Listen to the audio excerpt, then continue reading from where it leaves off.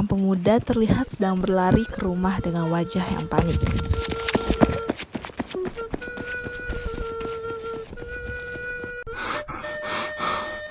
Ayahnya yang sedikit menengok hanya menggelengkan kepala, mengetahui perbuatan apa lagi yang dilakukan oleh anaknya.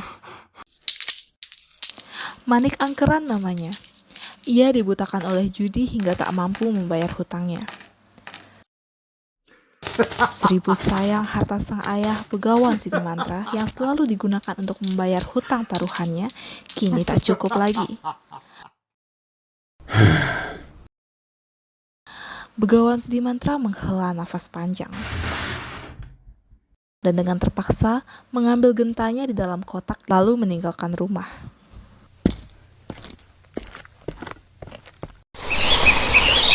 Jauh di sebuah gunung bernama Gunung Agung, Begawan Sidimantra memanggil teman lamanya menggunakan genta. Tak lama, seekor naga suci penunggu Gunung Agung bernama Naga Basuki muncul menemui Begawan Sidimantra.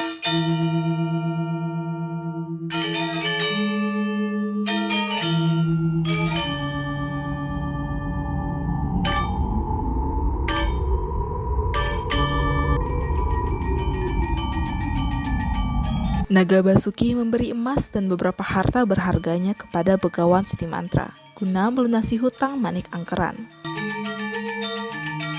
Akan tetapi, tanpa diduga, ternyata Manik diam-diam mengikuti ayahnya dan menyaksikan seluruh kejadian tersebut.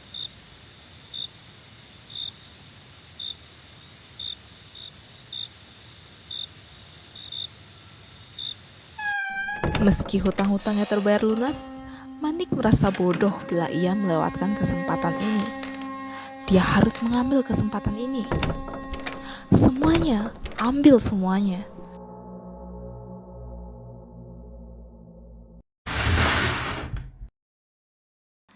Dengan begitu, Manik Angkeran mengambil genta milik ayahnya dengan tujuan yang jelas.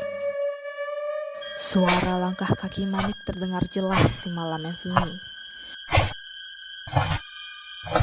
Bulan yang awalnya menyinari jalan tertutup awan yang pekat.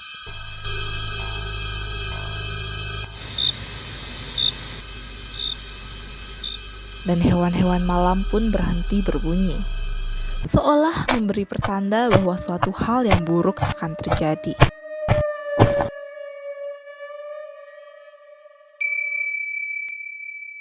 Sesampainya di Gunung Agung, Manik Angkeran bertemu dengan Naga Basuki. Tentu saja untuk meminta harta. Naga Basuki terdiam sejenak, lalu menyanggupi permintaan Manik Angkeran dengan syarat Manik Angkeran harus mau berjanji untuk mengubah perilaku buruknya. Tanpa pikir panjang, Manik mengangguk. Ia mulai mengambil harta. Bagai hewan buas yang kelaparan, pemuda itu lantas meraup seluruh harta yang dilihatnya. Ia ingin lebih, dan lebih. Langkahnya terhenti saat matanya menangkap satu berlian yang sangat indah. Permata yang lain tampak tak ada bandingannya dengan berlian yang dilihatnya. Keserakahan melambung ke langit, menguasai dirinya. Manik Angkeran pun menebas sesuatu yang menahan berlian tersebut.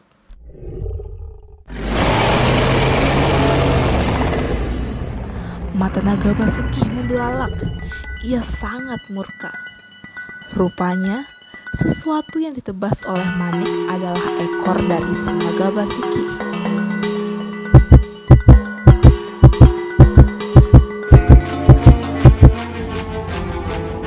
Angin berhembus kencang. Bulan pun tertutup awan pekat. Pemuda itu lantas pergi melarikan diri setelah melakukan perbuatan buruknya.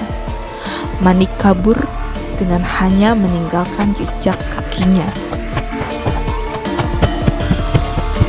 Murkanya Naga Basuki makin menjadi-jadi. Lalu seketika ia berhenti di saat matanya bertemu dengan jejak Manik. Naga Basuki menutup matanya sejenak, lalu menjilat jejak kaki Manik.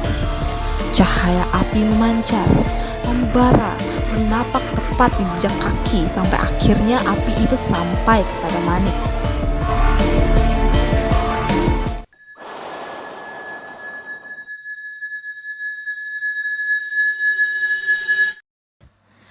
Malam itu, tiba-tiba semuanya menjadi sunyi.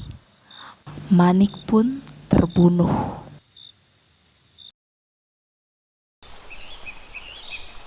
Kabar kematian Manik telah sampai ke telinga sang ayah. Begawan Sidimantra yang mengetahui kematian anaknya langsung memohon kepada Naga Basuki untuk menghidupkan kembali anaknya tersebut. Naga Basuki yang melihat permintaan temannya dengan kesedihan yang meluap, kemudian mengabulkan permintaan untuk menghidupkan kembali Manik Angkeran. Namun, sang naga memiliki sebuah syarat. Begawan Sidimantra dan Manik Angkeran harus tinggal di tempat yang berbeda. Manik Angkeran harus belajar memulai kehidupan yang baru. Begawan Sidimantra merenung, lalu dengan berat hati, Begawan Sidimantra pun menyetujuinya.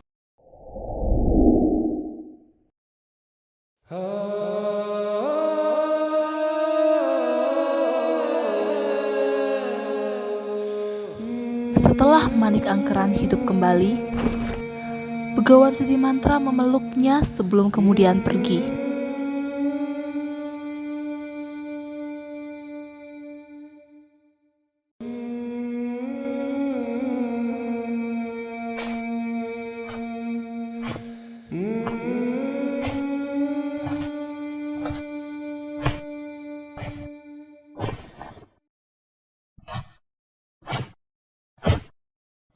Begawan Sidimantra merenung, mengenang kembali Manik Angkeran kecil yang dulu sering digendongnya. Berbekal sebuah tongkat, beliau menggunakan kesaktiannya untuk membuat sebuah batas wilayah. Melalui garis yang dibuatnya, seketika tanah terbelah. Daratan terpisah, kemudian mengalirlah air hingga menjadi sebuah lautan.